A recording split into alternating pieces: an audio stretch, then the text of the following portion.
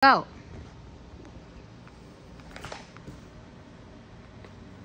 Not crazy kid. Hi mga ka-Twin Bell! Good afternoon everyone! Andito ako.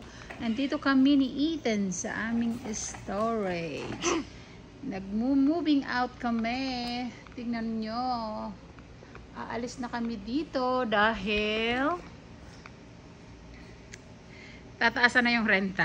Kaya umalis kami. Tapos nung aalis na kami, tumawag yung may-ari na hindi na daw tataasan yung renta. Kaso lang, nagtampo yung aking hubby. So, aalis na kami. Ay, huwag kang kanyan. Ayun naman to. Itong batang to.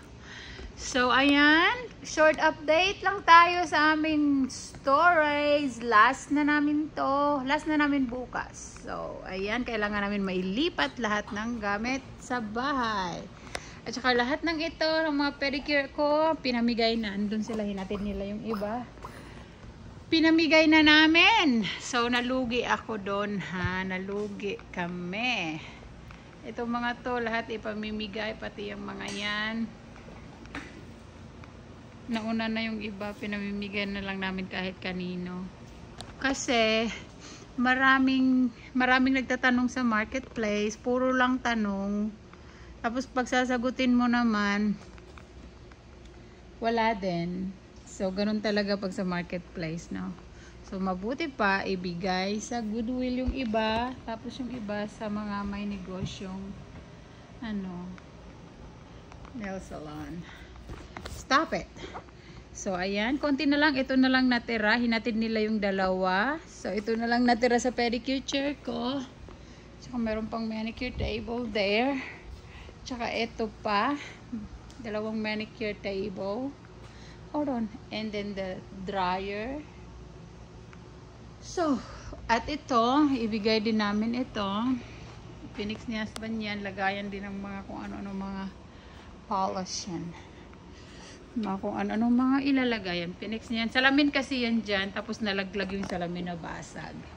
So, ito din. Mga antique. Mga buo pa to. Mga buo pa yan. Yan. So, ipamimigay na lang. Yan lahat.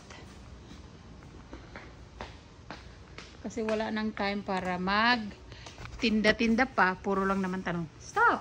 I'm videoing. Ito mga trash. Ayan.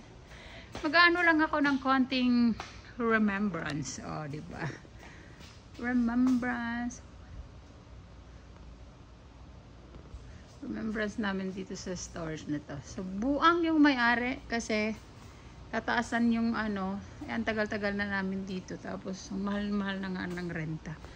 So, ngayon sasabihin, babawiin, di na daw nila tataasan. Siyempre, nagtatampo yung isa. So, alis na kami.